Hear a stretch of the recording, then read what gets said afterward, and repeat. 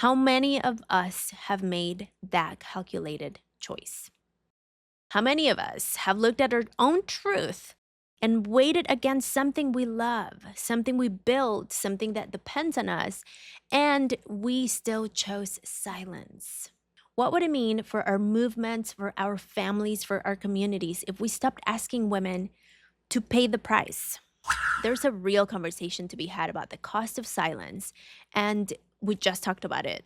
But there's a difference between holding complexity and punishing the survivor. She would have been punished for speaking, and now, 60 years later, some people are punishing her for the silence. And that's the double bind of Calladita culture, because you cannot win this from the inside cage. The cage is designed so that every exit is also a punishment. We honor her by saying, you should never have had to make that choice. And we honor the younger women by saying, we're going to build something different moving forward. Sabrosura pa ti que.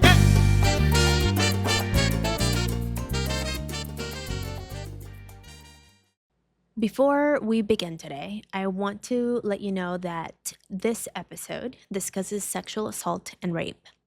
I'm going to hold the story with as much care as I know how to, but if this is not the right moment for you to be in this conversation, por favor, take care of yourself, primero que nada. This episode is going to be here whenever you're ready. Resources are in the show notes y bueno. Hola, hola. Welcome back to Café con Pam, the bilingual podcast that celebrates the power of our stories, the medicine in our voices, and the magic of reclaiming who we are. Esta semana, we are going to talk about Dolores. If you've been following the news, or really if you've been anywhere around Latina internet, you already know what happened. El 18 de marzo, civil rights icon and United Farm Workers co-founder Dolores Huerta, at 95 years old, came forward and said that Cesar Chavez sexually assaulted her twice in the 60s, and that she kept the secret for 60 years because she believed with everything she had that telling the truth would hurt the farm worker movement. This is the movement she had spent her entire life building. I wrote about this in a pour-over in my newsletter, and if you've read it, you know where I stand. But I also understand that a newsletter or a blog is one kind of medicine that could come from me. And a conversation, this kind of conversation, tú y yo, un cafecito de por medio, is a different kind of conversation. And I don't think truly that this story is just about Dolores and Cesar. I think this story is about a pattern that most of us in our community feel it in our bodies, even if we've never had the words for it. This is the silence that doesn't feel like silence. This is the silence that feels like love. And today we're going to talk about that silence, where it comes from, what it costs, and what it means. What does it mean that a 95-year-old woman finally put it down? We're going to talk about what it looks like to hold grief and truth about a broken icon at the same time. We're going to talk about the double punishment, the way our community blames women for both their silence and speaking. This episode is not going to be easy, but I believe it is necessary. And I believe that if you are a first-gen Latina, if you are a Latina who's ever loved something bigger than yourself, a movement, a family, a cause, a community, this is the episode for you. Y es también para Dolores. Bueno, let's dive in. Bueno, the facts, we already know them. El 18 de marzo, after a New York Times investigation that was released about Cesar Chavez's pattern of abuse, this is when Dolores Huerta came forward with her statement. This investigation included grooming and assault of young girls in the movement. Dolores described 2 encounters with her in the 60s. El primero, she was manipulated and pressured. She did not feel she could say no because it was her boss. someone she admired, the leader of the movement she had given years of her life to build.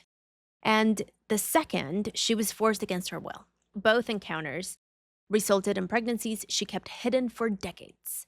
She kept this secret, in her own words, because she believed exposing the truth would hurt the farm worker movement she had spent her entire life fighting for. She said, "I've never identified myself as a victim, but now I understand that I'm a survivor of violence, of sexual abuse, of domineering men who saw me and other women as property or things to control." Whew. As I've been reflecting on this a lot, something we want to talk about, we must, is the community's response.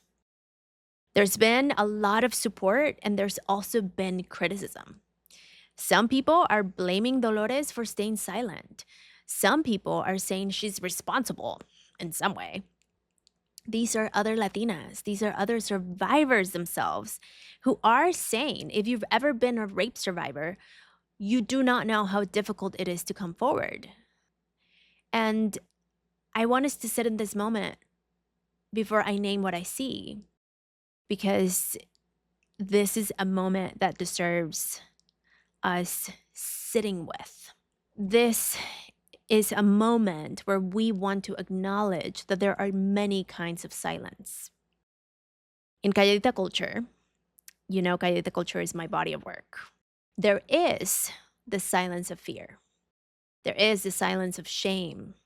There's the silence of not having words yet. But there's one kind of silence that is the hardest to name and the hardest to break because it doesn't feel like silence. It feels like love. It feels like devotion. It feels like being the kind of woman who puts something bigger than herself first. And that silence is loyalty silence. To name the facts, we also want to acknowledge that Dolores Huerta, she's modeling breaking that silence. And we also want to acknowledge también that she stayed quiet because she loved something. Farm workers, the movement, the cause, more than she was taught to love herself. She loved all of those things more than her. And Calladita culture has been preparing her for exactly that choice her entire life. And this can translate to many of us. It could be us who don't report the colleague because it would damage the team. It could be that you don't want to break the reputation you've been building for a long time because you've finally earned your spot. It could be the daughter who doesn't name the family member because it would fracture something everyone is holding together. It could be the leader who absorbs the harm because the organization needs her to be strong right now. The woman who stays silent about her own exhaustion, her own grief, her own pain because the cause needs her. How many of us have made that calculated choice? How many of us have looked at our own truth and weighed it against something we love, something we build, something that depends on us, and we still chose silence? Now, I want to also name the fact that I'm not here to tell you that Dolores was wrong to make the choice she made. I am here to name what that choice cost her, what it cost all of us, and to frame the question. What would it mean for our movements, for our families, for our communities if we stopped asking women to pay the price? The wound underneath all of that is the wound of worth. The deep conditioned belief that our pain is less important than what we are protecting. Hay conversaciones que nos enseñaron a callar, y dinero was one of them. Pero here's the truth.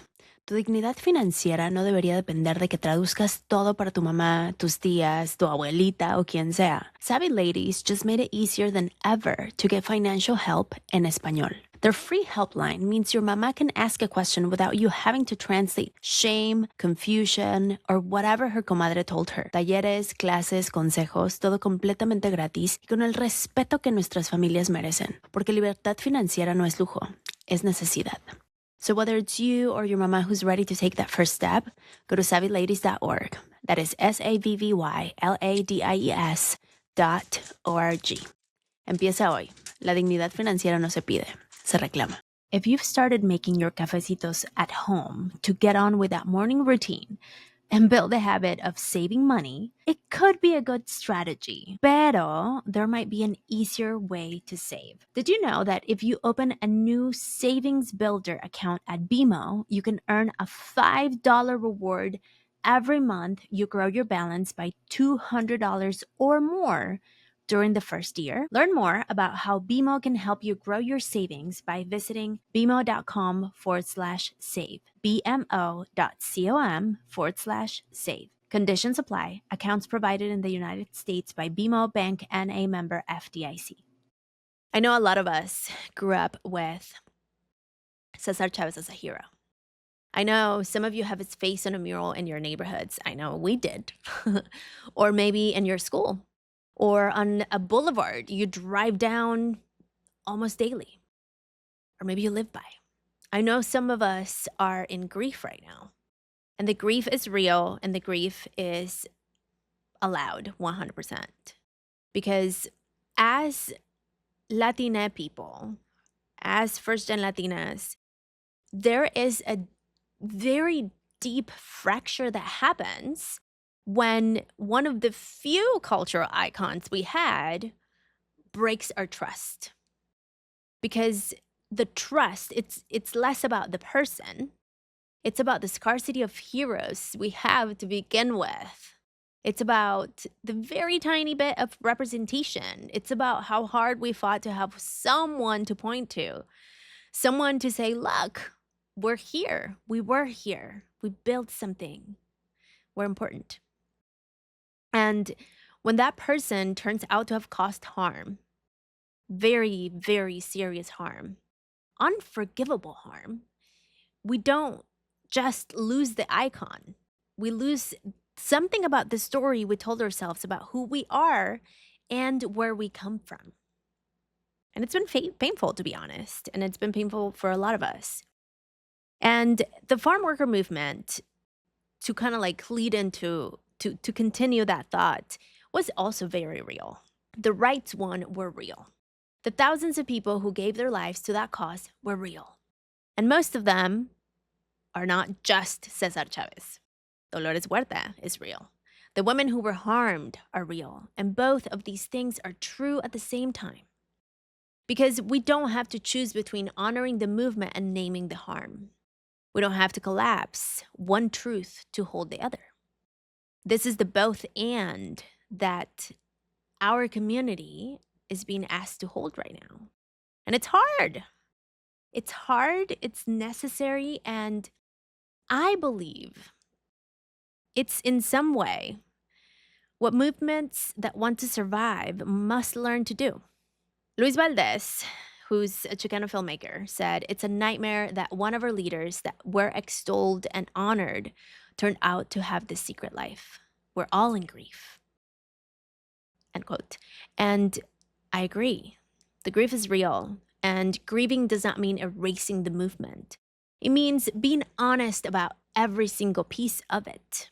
It makes me wonder, what would it mean to honor a legacy fully, including the parts that were broken? What would it mean to tell the whole story? I wonder. And I also wonder how some people, including some Latinas, have actually blamed Dolores Huerta for staying silent, for not speaking sooner, for allowing other women to be harmed by her silence. Now, I want to pause here for a second because there's a real conversation to be had about the cost of silence, and we just talked about it. But there's a difference between holding complexity and punishing the survivor. Because if we think about it, if she had spoken in the 60s, a woman, a Latina, accusing the most powerful man in the movement she co-founded, what would have happened? We don't have to make wild guesses here. We know what happened to women who spoke in that era, if there were any. We know what happens to women who speak now. She told the Times she feared no one within the union would believe her. And I think she was correct. She would have been punished for speaking. And now, 60 years later, some people are punishing her for the silence. And that's the double bind of Calladita culture because you cannot win this from the inside cage. The cage is designed so that every exit is also a punishment. Because your body learns this at a very young age. If speaking is dangerous and silence is dangerous, your nervous system concludes that you are dangerous, that your truth is a threat. And you learn to disappear it because that's just the way your body knows to survive. And as Dolores Huerta spoke at 95 years old, I can tell you, whenever your moment is, it's the moment. Never is too late. It's never too late, como se diga, no? And the fact that she waited doesn't make her complicit of what happened. The fact that she waited makes her a woman who made the best decision she could with the options she believed she had. And we want to honor her. We honor her by saying, you should never have had to make that choice.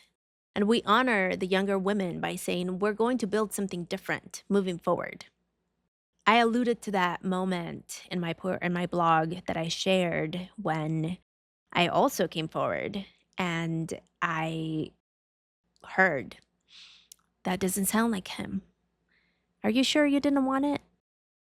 And I think one of the ones that pained me the most is when one of my guy friends who I trusted, who has daughters, by the way, said, why didn't you stop him?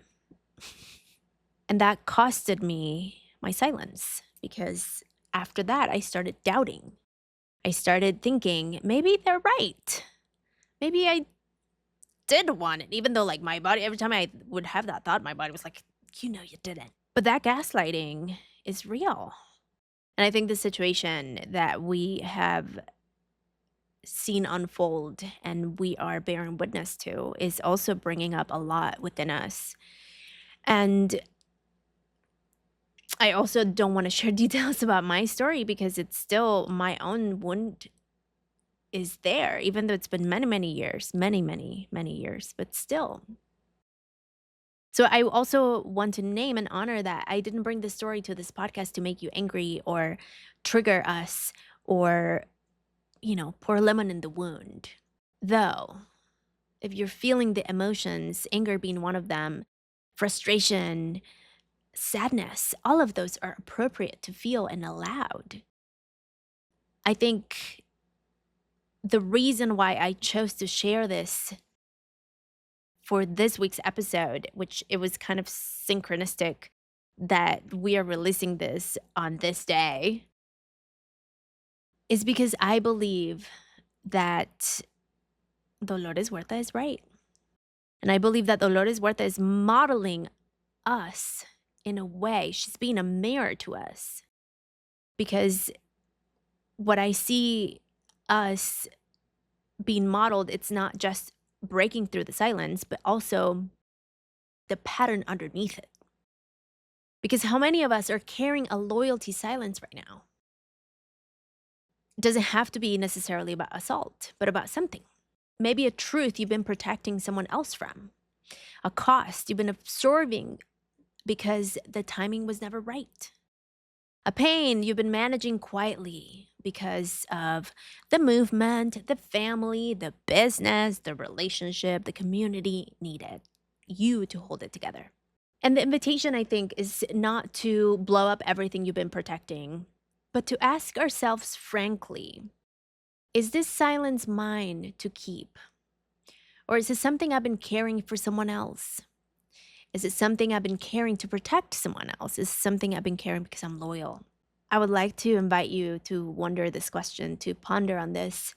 What truth have you been protecting, and what has that protection cost you in your body? Because we no longer have to speak at 95. We could.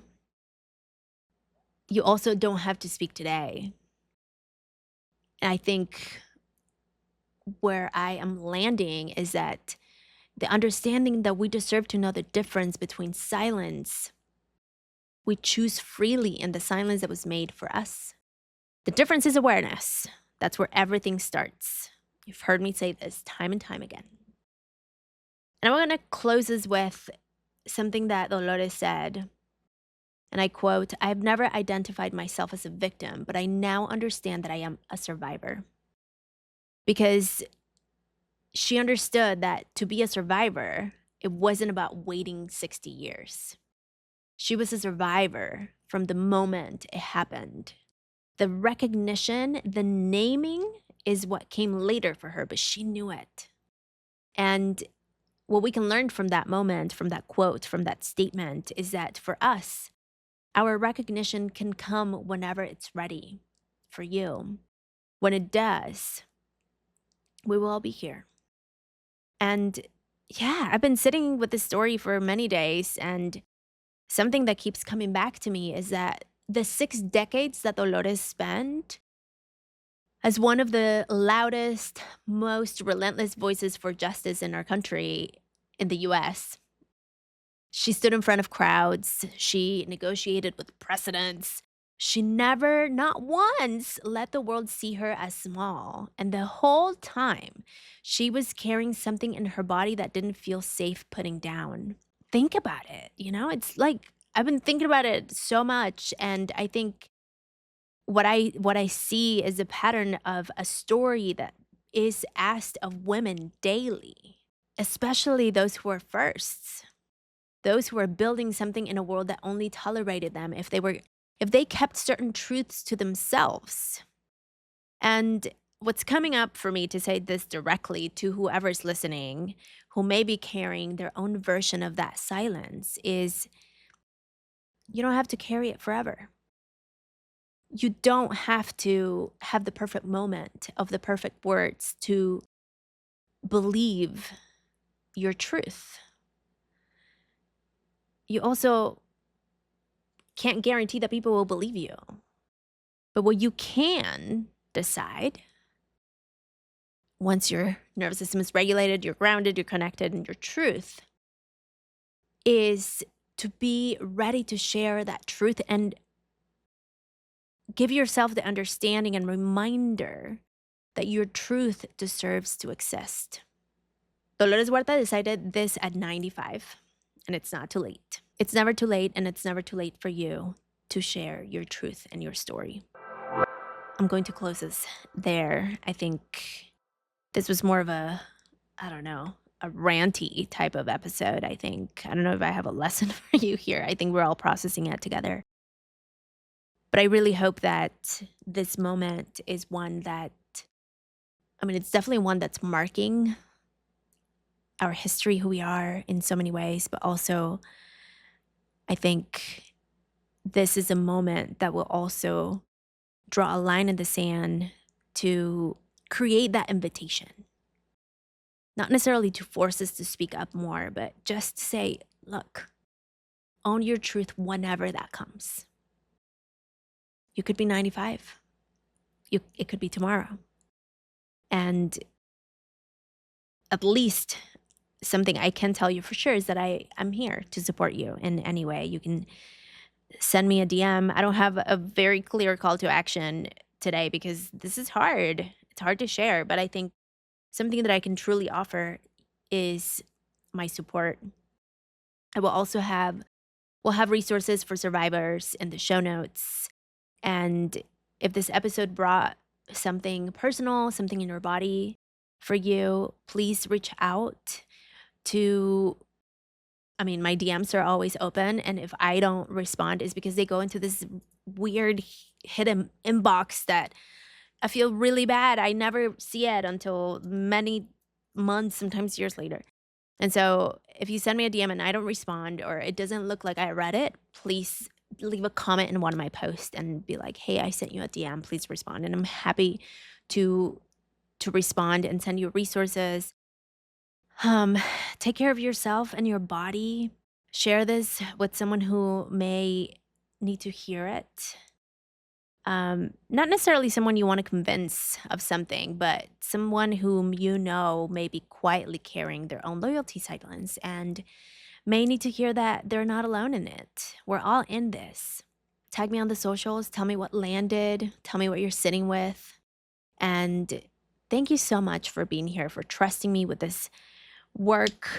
I so appreciate you, and I send you so much love, truly. Thank you for choosing to stay in the hard conversations. Thank you for choosing to prioritize your own well-being. Thank you for being here. I don't take any of this for granted. Nos vemos la próxima semana. Y como siempre, sigue brillando.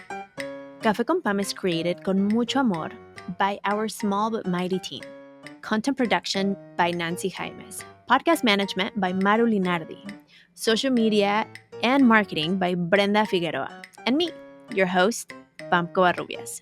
To keep the cafecito brewing and the healing flowing, join the Supporters Club for only $5 a month and access early episodes, behind-the-scenes vibes, and exclusive minisodes you won't hear anywhere else.